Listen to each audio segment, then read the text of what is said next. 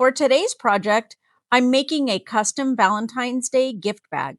I'll be appliquing fabric onto a simple paper gift bag using Pellon 805 Wonder Under.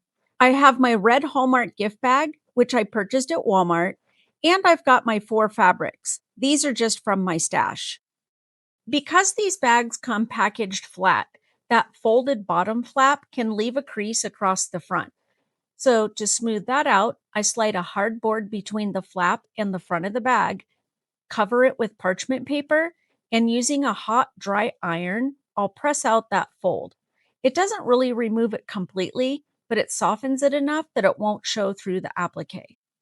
Next, I'm making a simple heart template, and just like kindergarten art class, I'll fold a piece of construction paper in half and draw a half heart on the fold. I then cut it out and place it on the bag to show the size. I will also use that same heart over each of the fabrics that I'll be using. I've opened the Wonder Under and I'm showing you the difference between the parchment side and the fusible webbing side. And next, I'll lay my fabric down on the Wonder Under and just loosely cut around it. I have to do this for all 3 of the squares, and since they don't all 3 fit side by side, I'll do the third one here by itself. Next, with some parchment paper over the hard board, I'll lay the fabric squares face down, place the Wonder Under fusible side down onto the back of the fabric, and press each one for about 30 seconds with a hot, dry iron. Once all 3 are fused, I bring back my paper heart and I cut 2 more templates for 3 sizes total. Using the largest template on the checked fabric, I trace the heart so that the top and the bottom points line up with the same stripe. I do the same thing with the ticking fabric for the medium heart, and again with the smallest template on the third fabric. Then I just simply cut all 3 hearts out.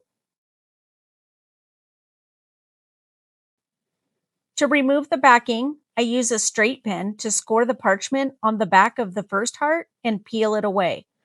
This exposes the fused Wonder Under, and I repeat this for the other 2 hearts.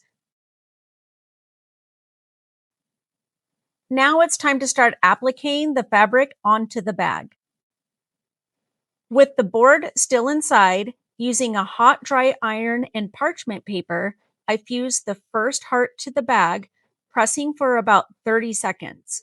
I'll lift the parchment paper and run my fingers around the bag just to ensure that I have all of the edges adhered. I repeat the process with the second heart.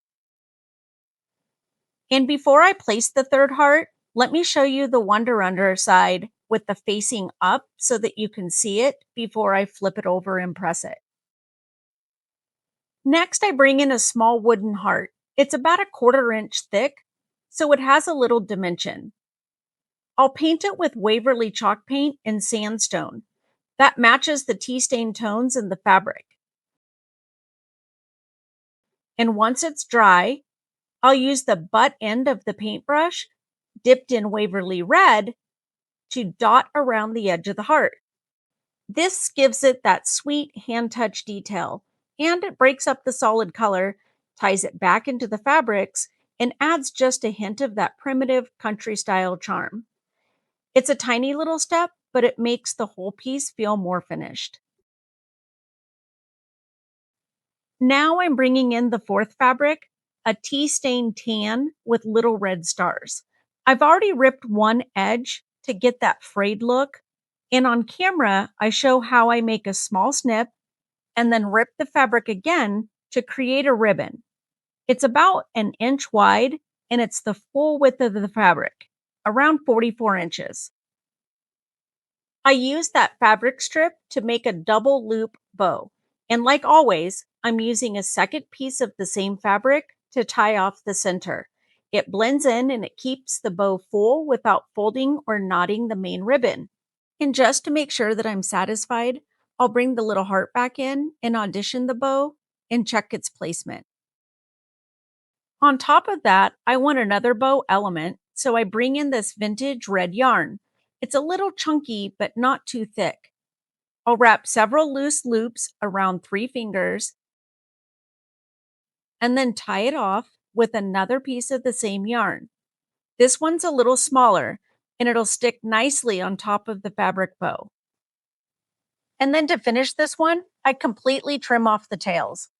Now it's time to start assembling the bag. With all 3 fabric hearts appliqued, I hot glue the wooden heart into the center of the smallest fabric heart. Then I glue on the fabric bow, folding it in half so that I can get the glue right into the center. I press that onto the bag just above the wooden heart. And then I do the same with the yarn bow. You'll often see me using a wooden skewer when working with hot glue so that I don't burn my fingers, especially if I'm working in tighter spots. Next, I want to finish off the raw edge of the largest bow, so I'm bringing in that same red yarn to give it a clean, intentional border. I'm hot gluing just a few inches at a time and pressing it into place. I work my way all the way around the outer edge, and once I get down to the bottom point, I trim it off and tuck that in so everything looks neat and finished. Next, I bring back the Waverly Red and I freehand paint I Heart You in the center of the wooden heart. It's meant to look handmade and a little primitive, so I'm not worrying about perfection. To finish the bag, I take another piece of the fabric ribbon and of the yarn ribbon. The fabric strips are about 18 to 20 inches, and the yarn loops are around 12 inches each. I tie them onto the left front handles and trim off the tails so they hang just to the left of the heart as a final little embellishment. And that's it, a custom Valentine's Day gift bag with a layered fabric applique, handmade bows, and a sweet little wooden heart. As always, this project is part of my handmade giveaway. So follow along because we'll be posting this giveaway soon. Thanks for spending time at the craft table with me. We are Reinventing Vintage.